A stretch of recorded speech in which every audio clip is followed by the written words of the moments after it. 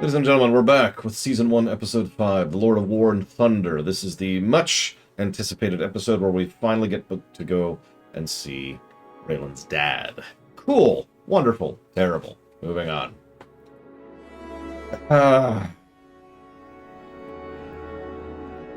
This episode is a really weird one to talk about, especially from a review perspective. Because there's all kinds of... I don't even know what's going on with it. Let's start with the previously on. Okay. So they establish two things pretty much right off the bat with the previously on. First thing they do is they have the previously on with regards to Raylan's father and his issues thereof, which I remind you was not particularly long ago. So as I mentioned last time this came up, it's a little frustrating when they shove that kind of stuff right into your face. In fact, in this case, I actually think it detracts from the episode, negative to story.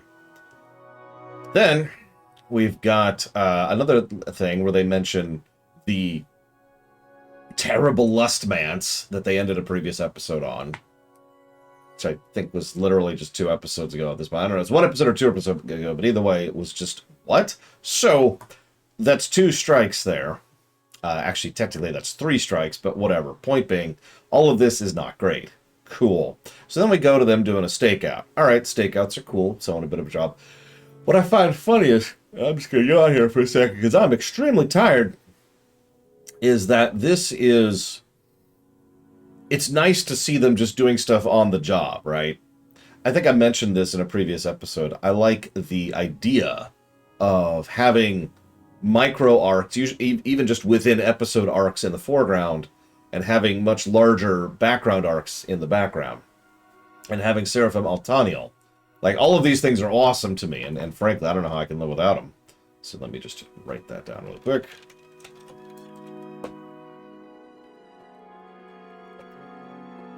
Thank you, Seraphim. Always.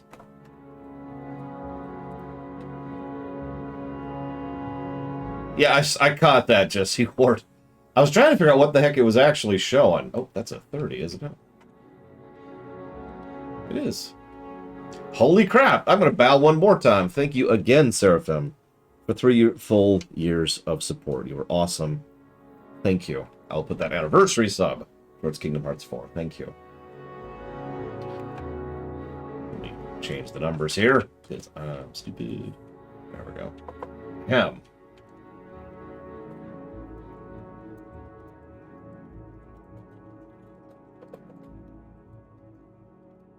Sorry about that. All right.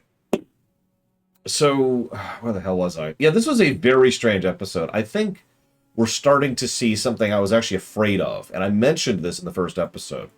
I mentioned that I was worried that once they got past the episode they already had a script for, since it was directly based on a short story, that the quality of the writing would vary. I'm not calling it bad. Trust me, I've covered bad. But it's noticeably kind of wobbling, you know what I mean? You can tell where the writer's strengths are, and you can also tell where the weaknesses are. But I'm getting ahead of myself. Sorry. So let me rewind a little second here. So he's trying to find this fugitive, and they're hanging out in the van. You know, it's like, one more day, let's do this. It's like, okay, sure.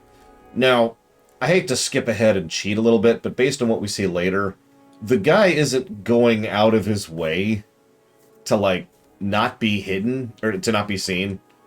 Like, he openly goes to the bathroom without worry about the window, for example. But also, on top of that, when another guy just enters his house, he's just like, hey, what's up, and jokes with him. How the hell is this guy given no sign whatsoever in, what was it, 2 days? 3 days? Something like that. Nothing. He doesn't strike me as someone who's hiding under the bed and rolling out at night to eat, you know? So, I'm just mentioning that in brief, because it kind of struck me as weird. But either way, we do get to see something smart. So Raylan goes up, it's like, hey, I'll do the gardening. And that's actually an interesting play. It's a gamble, because she could easily just say piss off, or get off my property, or I'll call the cops. But she didn't. She's just like, alright, fine. So he goes and does some gardening. Now, on the one hand, that gets him right up there up front, literally at the house, so he can do a better stake on it. Smart. It also means he can move his body around, which is, I know this is going to sound strange, very important for a law officer, especially someone who's a frickin' marshal, whose primary job is metaphorically and literally running down people. You need to stay in shape for a job like that. And I know it's going to sound strange, but gardening's actually better exercise than you'd think. Trust me.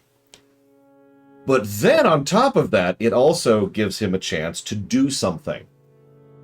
Something I've talked about before in this show, actually, while discussing Justified, is the danger of your brain straying, right? Of just being too bored or too dulled to be on it, right? And trust me, sitting in a van out in the heat, and probably also humidity, while staking out a house is extremely dull. So, being out there pulling the garden, he is literally doing something, and that will help him pass the time, and much more importantly, keep his brain sharp. So this is actually a really smart move. I was really impressed with this. Pause to say thank you, Sean. As always, I'll put that down towards Stray and the Spidey. Give me one moment here.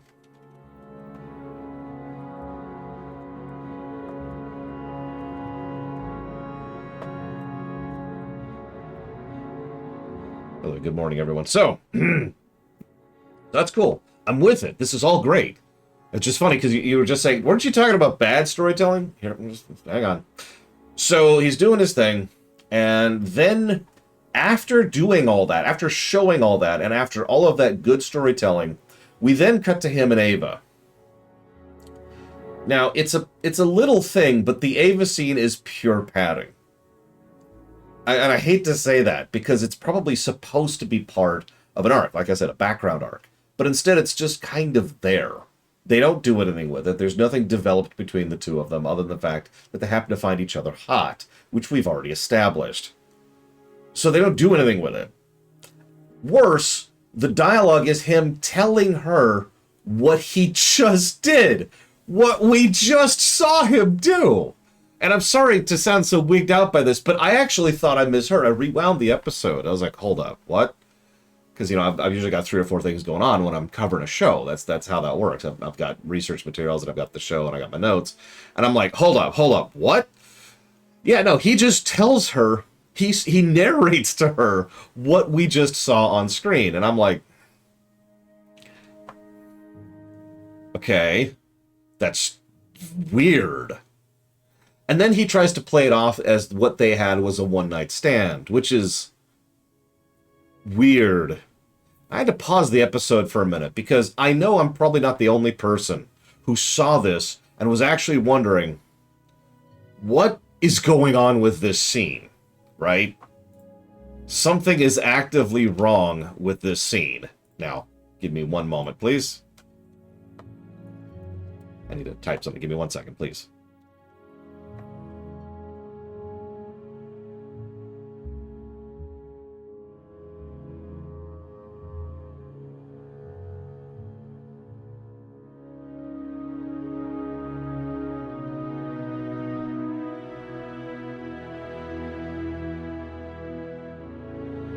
That.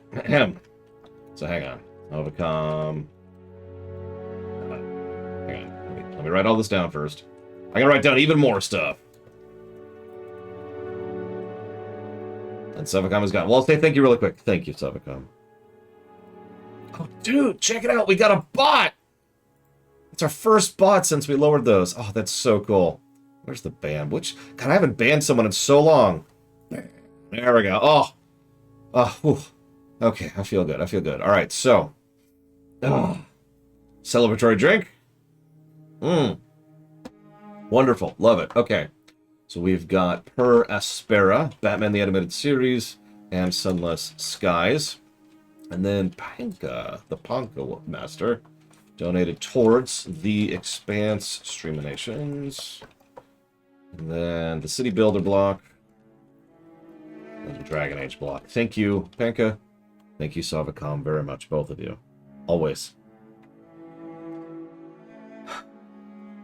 I know, right? Dark Knight bad! So, the scene feels off. And you know me. I like to give more of an answer for why something's off than just it's off. So I started thinking about it. I started processing it. Pulled away the acting. Pulled away the cutscene. Cutscene? Wow, Lord. Pulled away the structure of it. Or everything other than structure. Sorry. We crucible it down. What's going on in this scene? So we've got unnecessary repetition. Yeah, there's actually a weirdly large amount of padding in an episode that otherwise is well-paced. It's bizarre. I'm dead serious, by the way. Some of the scenes, some of the sequences in this episode are very well-paced. The usual standard I've been expecting from Justified. And then there's padding. It's weird. Anyways, so we've got padding, right? We got literal repetition. And then we've got more repetition as they literally repeat not only what happened in the previous episode, but was already previously on in this episode. Then we've got will they, won't they? That's why they're doing this. They're trying to set up a will they, won't they.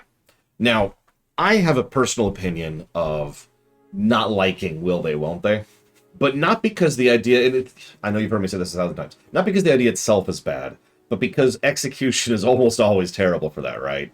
I actually complained about this in Enterprise Season 4, to use a specific example, where they had this connection between T'Pol and Tucker, and then they get together, and then they decide to do the will they, won't they. Anyways, not to talk about Enterprise, but here we're going to go ahead and talk about, this. Because, So this whole scene is just, why is this scene? And I don't really know what they're going for, other than my presumption, which I just gave. Then we cut to Arlo. Now, this first shot, I didn't realize it at the time, but this first shot is actually extremely well done, because what it does is it causes Sonoshi to subscribe. Now, if it wasn't for this shot, I wouldn't have gotten that subscription. And so I have to say thank you very much to Arlo, but also to Sonoshi for the sub. I will put that towards the Dragon Age block. Thank you. He's very, very methodical. Actually, ironically, I have seen that video since then. Obviously, that video came out long after I did any of that stuff, Shima Gamix. I recorded all that stuff 5 years ago now, I want to say, at this point. Plus, there's the games, which do their own thing. So Arlo is very methodical, very professional. He goes in, breaks the first glass, waits for a reaction, then goes in and moves in, and then very calmly, with an obvious plan in mind, very professionally breaks this, and this, and then this. He's not swinging out of anger. He's just doing a couple of quick little things.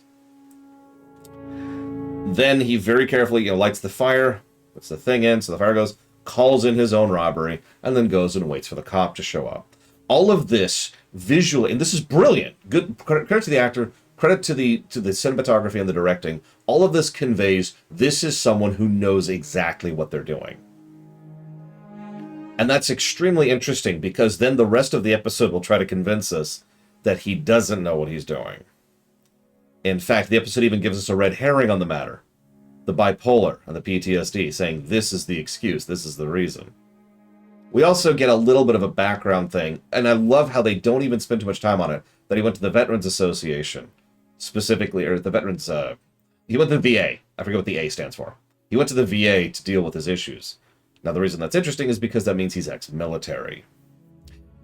Now, that can mean a lot of things, but they don't need to delve into that more, because, honestly, that says all it needs to, right? Oh, my God. Thank you, Wenlock. I do apologize to the VOD dwellers. I haven't been streaming lately. If you're wondering why I'm getting so many subs today, it's because this is the first time I've streamed in about a week. Now, I should probably mention that Arlo,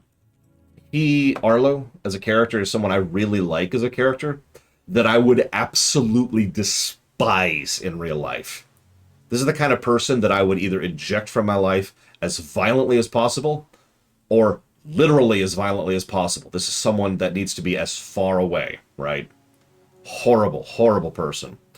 But anyway, thank you, Wenlock, very much for the sub. If you want to put it towards something, please let me know. Oh, he is garbage. He is a garbage human being. It makes so much sense why Raylan has the mentality he does. And what's funny is they didn't even need to show any of this. It's just, this is something that they are now showing why Raylan hates his dad. Hatchwalker, you got it. Yeah, I liked that tidbit, Jesse Ward. Actually, that was probably one of the more... There's two very interesting character interactions between Arlo and Raylan, but we're not there yet. I don't want to get too far ahead of myself. This is one of the ways, Active. There's, of course, dozens of ways, but this is one of the ways. I don't think this would apply to Jill or Chris at all, obviously, because they're not garbage human beings. But anyways, so Arlo is very methodical, goes, leaves. Seconds after he's taken away, like literal seconds after he's taken away in the cop car, Perkins, who, by the way, is played by Eddie Jameson, can I just say it was kind of awesome? He does a really good job of a white-collar criminal, like a sleazebag, who's slightly higher tier than a thug, but kind of scummy. Like, he slides into that very, very neatly. He does a great job of it. Credit to the actor. I like Eddie Jameson. He's good. So, he does a good job with Perkins. Yeah, exactly, Jesse Ward. He's like just a little bit higher tier than he seems to be, except obviously he's a lot sleazier than, of course I can't think of what his name was. The Fixer was, back in the Fixer episode. But anyways, so Perkins goes, checks the cash. Crap. Cut to black. Great. Loving it. All right. Then we have a sex scene.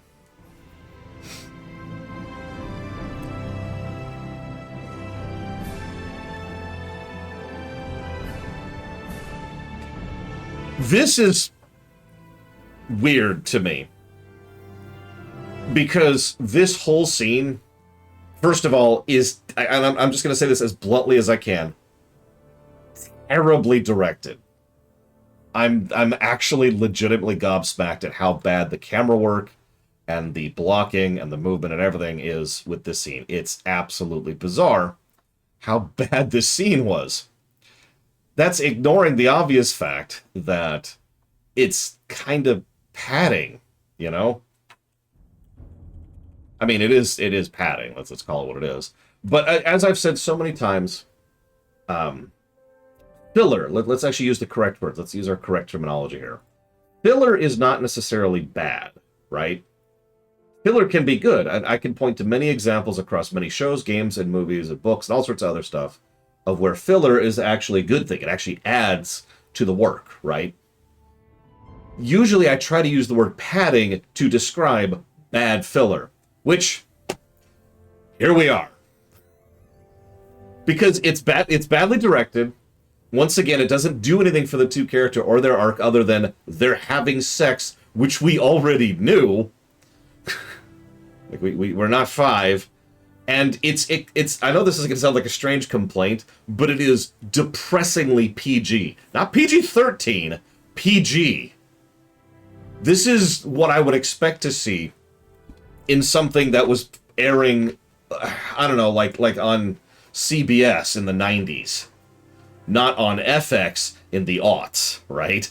This is... What? So it has no titillation factor. It doesn't do anything for the characters, and it just wastes time. Great music for this. So, okay, moving on. Then we have a tidbit, which I actually didn't catch at first. It was actually her phone. Her phone was going off, and she ignored it. That makes this scene make a little bit more sense, because at the time I thought it was his phone, and I'm like, why is he ignoring his freaking phone? There's another tidbit here, which I'm going to talk about in a minute, but it's her phone. She checks it later. She calls it back, says, it's for you. Cool. Well, I have no idea, Zach Taft, because, of course, I haven't played Revelation, so I'd have to think about a good example of in gaming of filler, because it's much easier to point to good filler in something like a show or a movie. Also, gaming tends to be a little bit more debatable, since some people enjoy, like, a minigame, for example, where some people don't. I suppose if I had to come up with good filler in terms of games in general, I'd probably go something like, say, Primarch, the Mage.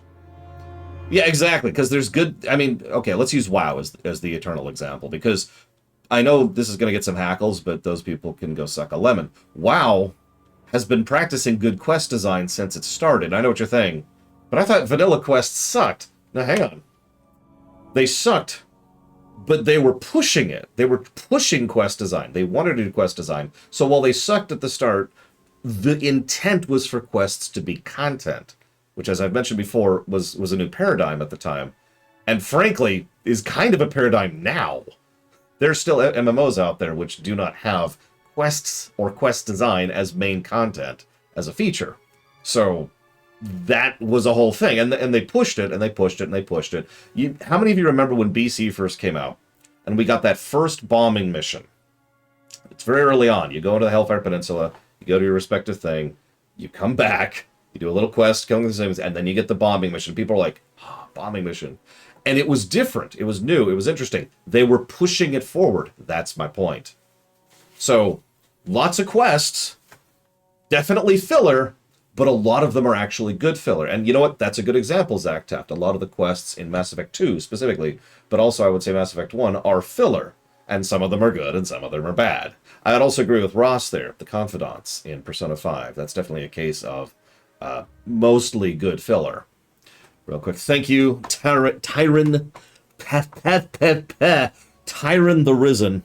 I'm going to try to say that from now on. I need to go back and edit your name in all my entries, because I still have Darth Tyron as a lot of those. I will put that towards all of the WoW.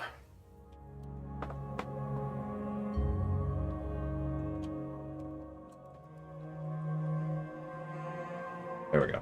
Thank you. So the reason I bring all this up is because this is clearly, they're setting up the will they, won't they. And they're trying to do a whole thing, the whole shtick. And I just think they're failing at it, and I apologize for going so far off track here. But I do want to say thank you very much, Guinevere. Always, I will put that towards the Zelda block. Thank you. Where was I? So, then there's this little tidbit, and this is where the script gets good again.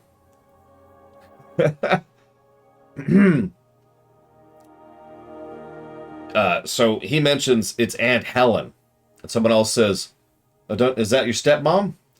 I prefer to think of her as my Aunt Helen.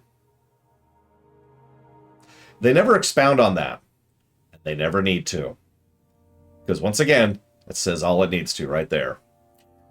So, there's this moment while they're laying there in bed, and, you know, Raylan's just finished with the phone, and he says, she wants me to bail my father out of jail.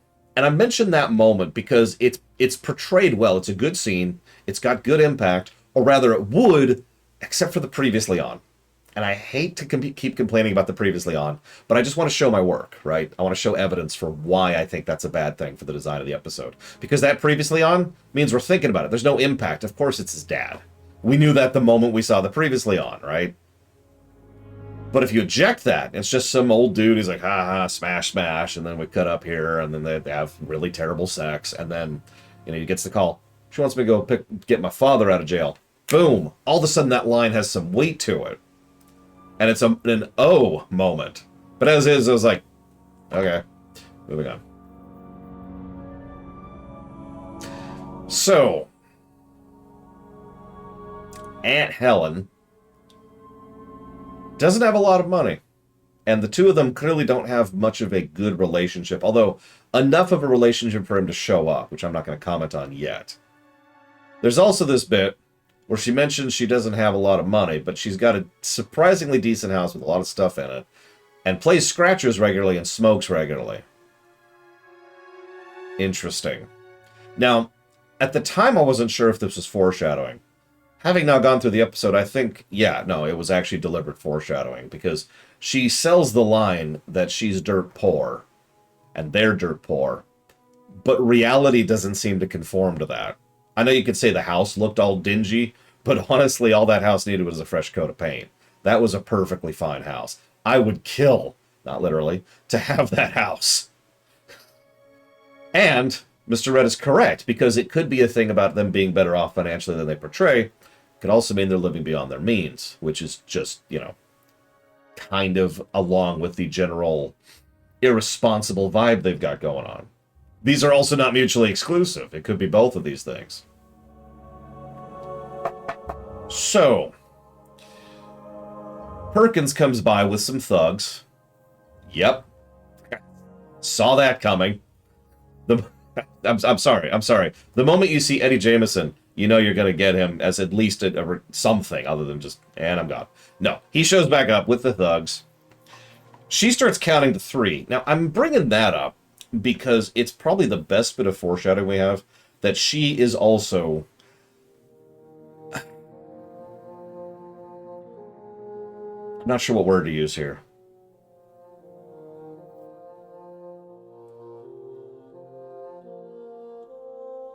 That she's the wife of a criminal. I think that's how I'm going to phrase that. Complicit's a good word, but no, I mean, there's something about the mentality.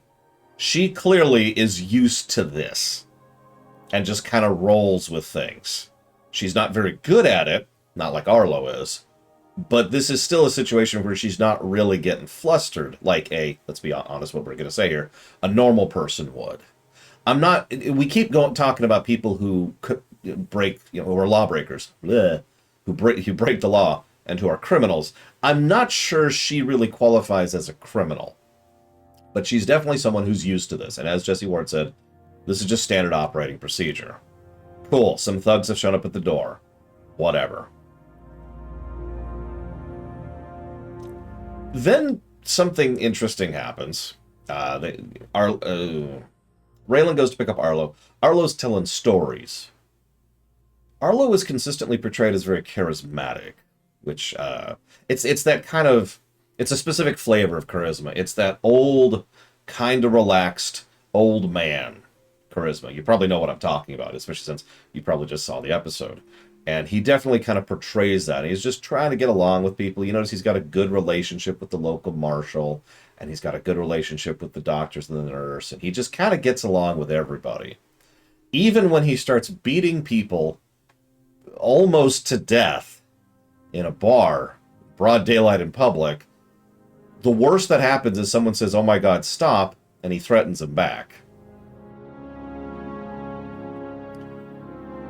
So this is when we find out about the rent scam, and it's like, okay, so obviously she knew about the rent scam. Cute. This is also when we find out about the bipolar thing. All I'm going to mention really quick about the bipolar thing, we find out he's a VA, he's a vet, bipolar, and PTSD. Now, I was a bit worried about that because fiction has no idea what those words mean. And let's be clear, at least part of that's because we in real life are still learning what those words mean. But the thing I kind of attached to is the bipolar, and I'm like, huh. And I want you to remember that. I'm just going to leave that there. Remember that bipolar thing, because that's a thing. But of course, for the purposes of the viewer, the episode, it's there to be a little bit of a red herring. If you'll remember, after he very methodically and carefully and professionally smashed up Perkins' place, then when he's woken up by Marshal Hunter, what's the first thing he says? "Where am I?" Now, that's obviously a scam in-universe, but it's also a fairly clever scam out-of-universe, where he is trying to... they're trying to convince us that this is a bipolar issue. For those of you not aware, people in bipolar disorder can have a lot of things. It's a gradient, as most things are, but this kind of thing is the kind of thing that can happen. I actually have some personal experience with some people with bipolar, and they not only do not remember some of the stuff they do when they're having an episode when they swing, but they can get very violent, like self-destructively violent, when they're having a bad swing. And so I'm just like, ooh, yeah. So, wasn't sure what to make of that. But I am going to comment on one thing, because Mr. Red mentioned this, and we did just talk about the charisma of Arlo. Arlo reminds me a lot of... Oh god, I can't think of his damn name. The Chicago thug. I can't think of his damn name. They did movies about this guy. What? Oh my god. Capone, thank you. He reminded me of Capone. Now, for those of you who've never studied Capone, first of all, never study Capone. It's a lot more messed up than whatever you're thinking. But second of all, the thing with Capone that everyone agreed with was that he was charming and affable and friendly. He'd tell stories. He'd tell jokes. And then he'd beat you to death with a baseball bat. That there was a disconnection there. That he had that kind of... Oh, I'm pretty sure it is, Rax. That's why I'm tapped you about it. But I do have a stream to do. So yeah, that was yeah. He was just Uncle Al. It's fine. He's Capone. Cool. And then yeah. So I think Raylan knows that, and I think that's one of the reasons Raylan looks so damn upset every time he comes by and notices him pulling that shtick. So, let's see. So something then happens. Now this is some good filler for the first time in the episode. Actually, there's this bit where Ava is going to do her court thing. Which, can I just say as an aside, I'm surprised that's even a thing. I actually thought the show forgot that Ava was in the middle of a legal proceeding, because they bring it up, in the first episode, obviously. They bring it up once after that, and then they haven't mentioned it since, so I'm like, yeah, okay, this is whatever. And it's like, oh no, it's still ongoing. Oh, great. And that also, interestingly enough, makes Raylan sleeping with her even stupider, but let's not get into that. But what happens then is some very smart writing in a weird way, because his ex-wife shows up to take notes because she's a court reporter and they have certain certifications, which means, to put it very, very simply, their ability to take notes is considered better legally, and their word is considered better legally. So even if the guy actually, taking the case and getting the whatever statements he needs to get from Ava, yes, even if someone were to, for example, legally question his word, which is a thing that happens, her word, especially if hers backs his, is going to be considered hard evidence. I've talked before about the difference between hard and soft evidence and how there's a bit of a malleability there. So this all makes sense. But she's also the wife of someone involved in the case, so she immediately recuses herself, which also makes sense. You may or may not know this, because fiction doesn't actually usually draw attention to this, unless it's like a big stinger thing. But in legal proceedings, especially criminal legal proceedings, if you have any kind of personal connection to a case, you should get the hell away from that case immediately. And most people involved in the case, on both sides, who are very antagonistic to each other, both want that person as far away from that case as possible, because they're just going to mess everything up. Worst case scenario, they might actually have to throw the case out completely, which you might think, isn't that a good thing? No. Because then what would happen is everything would go back to square one. And there's a very likely chance the prosecutor's department would still, once again, file charges, which would then lead to the arrest, and pulling in, and taking statements, and all of the previous evidence and time and work, gone. You do not want a tainted case. So it makes sense that she recuses herself. Thank you very, very, very much, Tim and Ash. Always and ever, 4 years of support. Thank you so much. I will jot that anniversary sub down. Or Pentiment. I'm seeing that a lot lately. Pathfinder. The Righteous. Andor. You got it. Thank you again very much. So, that all makes sense. That's all cool. Cool. Where am I in my notes? Then we cut back to the B plot. Now this is kind of amusing to me, because this is, in my opinion, the best scene in the entire episode, or sequence of scenes. So he's out there gardening, and he takes a drink, thinks he sees the guy, he's like, "Hey, can I be invited?" Notice he waits for permission. He has to. He can't invade without a warrant. They don't have cause for a warrant. They mention that twice. Okay, gets invited in. Cool. Dude's like, hey, what's up? Yeah, you're getting him hooked on the gardening, right? And it's just a dumb joke. And it's like, yeah, okay, sure. Hey, hi, I'm a marshal. I'm here to arrest you. I don't want to cause a fuss in front of the kids. Now, credit to the actor. And I think I wrote his name down. Jonathan Fraser. I have no idea who he is. But it's the guy who plays the person being arrested. He's got a grand total of 2 scenes to him. But he does a lot of work with his face as Raylan confronts him. And you could see him running through it in his head, like, okay, what do I do? What do I do? And then he does a very, very obviously telegraphed punch, which, of course, Raylan immediately intercepts. And, well, okay, now we're hooking him. And then we have the duel of the episode. I haven't been keeping track. I think almost every episode has a duel in it. But this is the duel of this episode, and it's really tense and brilliantly done. So she comes out. She's got a shotgun. Good old-fashioned style, but it's more than enough. And she's got that pretty much pointed right at his head. She's also got her 2 kids right next to her. Now, Raylan is in a very compromised situation. He is not in a situation where he can shoot her. He cannot reach for his gun with her that close and with a weapon that ready without being extremely obvious about it. There's no, okay, I'm going to try and distract you. No, she's going to see the hand. He can't reach for his gun. All he's got left is his words. But as I've said since the beginning, duels are more psychological than they are about the gun. So he's like, all right, here's how it's going to work. We have a very sad and terrible situation here. I'm a U.S. Marshal. That means I didn't come here alone. I've also got, and he actually shows her. He pulls his hand up here, very carefully, by the way, to show her the mic so that she knows, yes, people are watching and knowing, so they know everything that's going on. And someone's like, oh, they're going to hear you die. And, oh, well, that's not going to be the only one, pointing to the kids.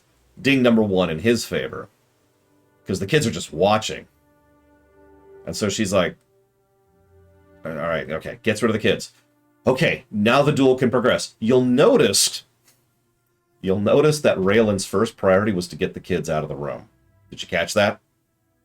Even before he starts trying to talk her down, he tries to get the kids out of the room. Because he knows if she shoots, he's dead. But so is she, and so is the guy, and the kids might be caught in the crossfire because there's an armed person who just shot a cop in a room. So, get those kids out of here. Objective 1 done. Moving on. Yeah, no, the threat of the week this week was actually really good. So then, this whole time, I got to mention, by the way, the actress playing the wife, she isn't hesitating. She's not shaken. She's not worried. She's just got the gun beat it, and she is ready to shoot him. Completely committed to this. Raylan knows this. He's not an idiot. He's paying attention. So he's like, all right, look, this is what's going to happen. I do have backup. They will come, and they will kill you. And what I love about this is actually portrayed as a hostage situation, which it is, but not the way they think it is. They think they've got him hostage, which will let them get out of this.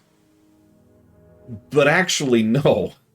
He's effectively got her hostage. Raylan has the mother hostage. I know that sounds so strange, but given the circumstance and given the backup, it's absolutely true. Anything happens to him, she's gone. They will shoot to kill. And if she doesn't die, then she's going away for a long time. So he tries to lay this out for her. Then, once he's got the truth out there, once he's laid out the scenario, that's when he says, now you put that gun down. I will not press charges. Now, that's a hell of a thing to say. I should probably mention that wouldn't fly in real life, but I'm okay with that. I'm just mentioning it because even pointing, I forget what it's called. It's like a gun, threatening with intent or something like that. You point a loaded weapon at a freaking federal marshal. That's a crime by itself. Never mind anything else. Never mind anything else she's been doing. So that by itself is just okay. But he's like, all right, I'm going to let this go. I'm going to bargain this. Then he points to the kids again. Do you want them to have their mother or not? And that's a hell of a thing right there. Because the way he lays it out, like I mentioned earlier, is he gives her the truth and the facts first. She's going down too. But he didn't actually... I know, right, Annie? I actually did know that, but of course I've actually looked at... Don't research Al Capone. It's really messed up. He tells her the truth first, which is basically establishing his position, and making sure she understands the reality of her stance. And then he bargains and says, do you want them to go without the mother? Because you can tell she wasn't thinking in that direction. She was thinking immediacy, as most people do, especially in a crisis. So, all right. Hostage situation resolved. She puts down the gun. And from what we can tell, he doesn't press charges. She's just standing there at the house afterward. Not terrible. And brilliant. Brilliant duel. One of the more tense duels we've seen so far. I'd say not quite as good, but like maybe one step below the duels we had in the first episode. Really good stuff. Then we got to get back to the A-plot. So here's where we find out a bit of information in weird order. And it just kind of, the episode starts racing to finish. It's bizarre. Because first we find out that Perkins did a 6-year stint for stolen pharmaceuticals. We also find out he sells Oxycontin. Now, I'm going to do y'all a favor and not go off on a rage-filled rant about Oxycontin. But all I'm going to say is the moment I heard that, I was like, oh, okay, total scumbag. Cool. Moving on. Then there's something that there's, and the episode keeps pushing forward, but I'm gonna zoom the camera out just a second. We zoomed in a lot of the duel. Let's zoom out on the episode, because there's this undercurrent throughout the whole episode of Harlan. And that undercurrent is, they just kind of play things loose and old-fashioned here, right? They don't really, they're a few years behind the times. Someone comes and causes you problems. You don't go to the cops, you don't file a report. You go over to their house and you cause them problems. There's actually a lot of showcasing of this throughout the episode, a lot of very good visual storytelling. I'm not going to bore you by listing all of it. It is constant. And so there's this overwhelming trend of, that's just kind of how we deal with things. Now, I mentioned that because I think, and I think they're going to go somewhere with this too, but I think this is actually the best characterization in this episode for Raylan. Because Raylan's approach, in many ways, mirrors this. He redirects it. He focuses it. He tries to use that attitude to get things done to try and help. To make sure that criminals have a chance. He always gives them a chance. We've talked about this many times. To give criminals a chance to try and hunt down bad guys and to be a part of the good side. Interesting take on that. And it does say a lot, especially about Cumanization, who is awesome as always. Thank you, Cumanization. Hope to see you on the VODs at least. Always appreciate you. Thank you. I'll put that towards dealer's choice.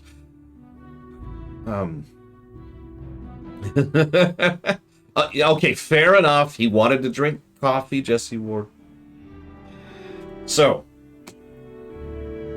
Raylan has a great scene with his dad.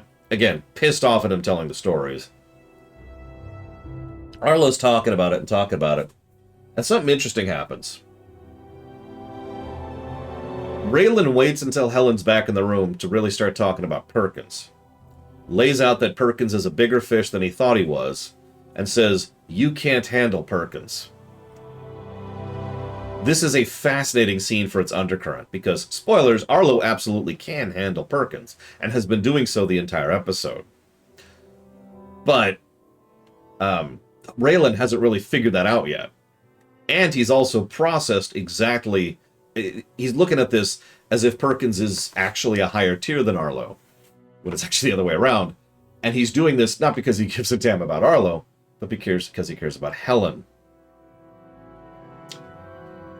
Then he goes to talk to an informant. We get another background thing. Apparently Bo Crowder is going to be coming out soon. That sucks. But we also get the little baseball thing and some visual storytelling, which I won't bore you with again. I do absolutely believe that someone would be willing to give you intel if you hit a good ball from baseball. I could believe that in a situation, an environment like they've been portraying in Harlan, which is one of the reasons I mentioned it earlier. Bo Crowder then gives the friendly warning about Ava. Cool. We find out that Perkins moves Oxycontin. Very uncool. There's this little tidbit.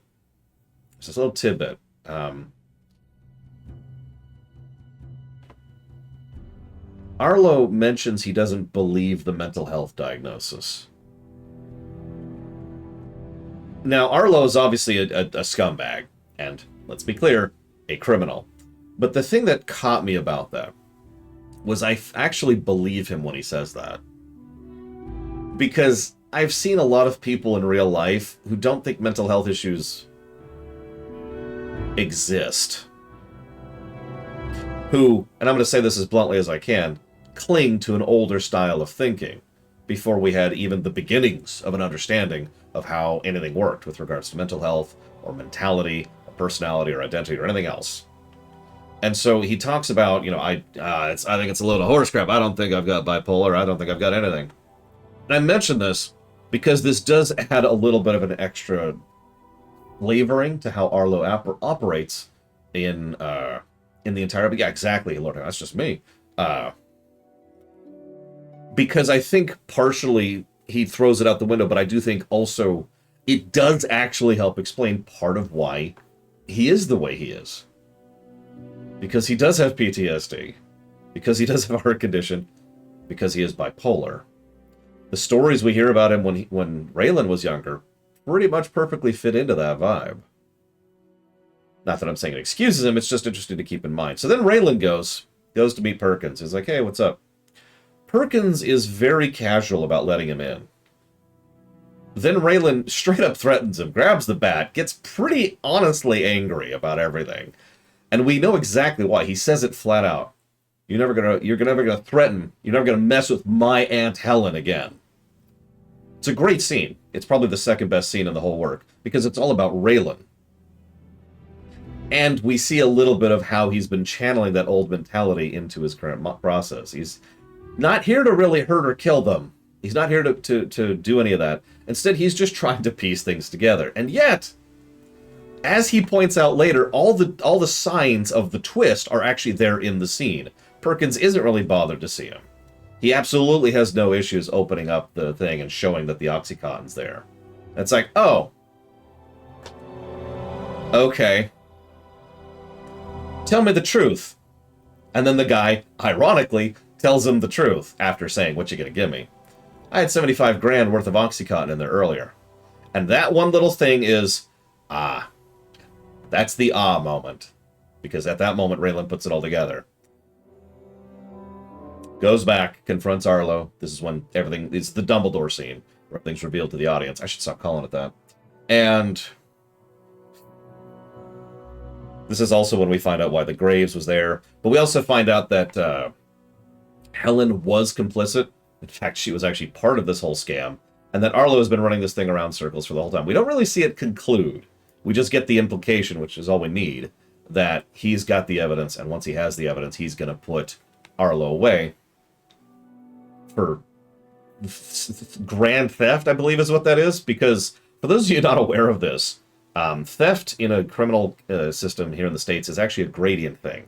They charge you a relative amount based on how much the relative value is of what you stole. $75,000 is a goddamn huge amount of money. That's the kind of thing that is not only many levels past entering the felony territory, but could set someone away for, honestly, several years. Kind of like Perkins himself already went through. And scene.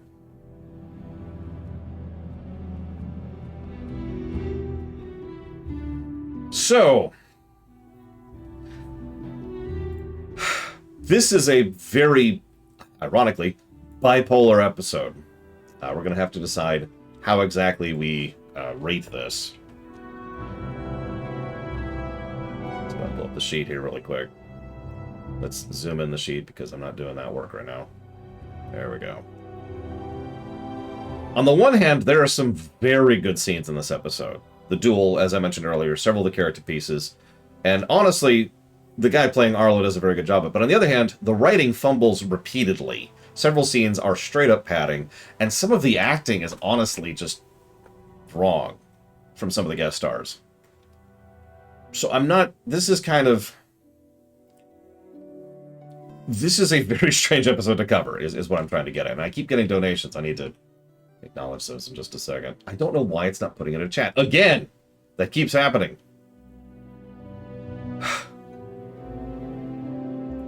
But before I acknowledge that,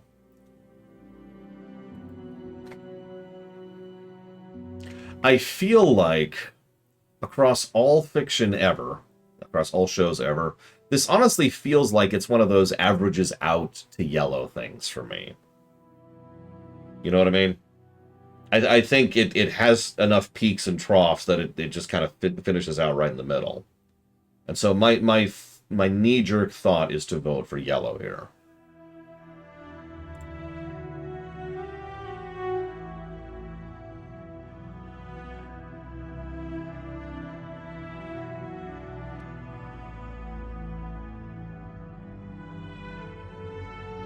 I've already heard a couple of other thoughts. What do you think, Jesse? I know you're rather fond of this episode, and I don't blame you. There's some really interesting dynamic between the two of them. I'm curious if it's going to go anywhere in the future, because I could see this being the last Arlo episode, and it would kind of fit.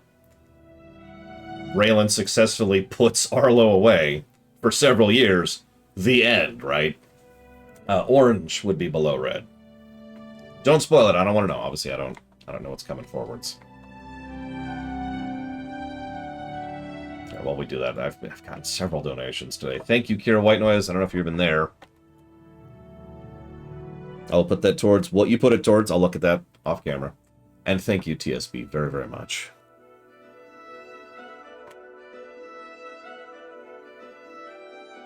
Always. Always appreciate. Thank you.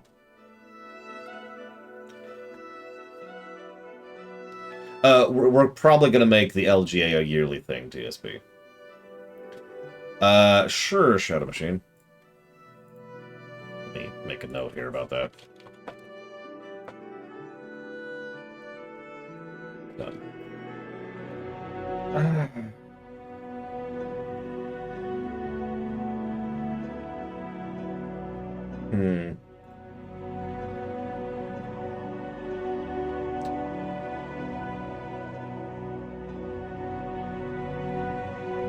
I'm actually pretty torn on this. This is the problem with having such a small gradient system. I think I'm going to go ahead and call this a yellow. I'm just going to go in that, lean in that direction with it. Ultimately, because there's just too many parts of the episode that I honestly would just completely skip watching through it. And, again, this is just my personal bias, but the fact that the Thread of the Week B plot was so much more engaging than the A plot just kind of hurts it a little bit. There's some good characterization, though, because some good world building. This is far from a bad episode. Anyways, that is it. As I think I've mentioned, I am not coming back to streaming on the 30th. We had 100%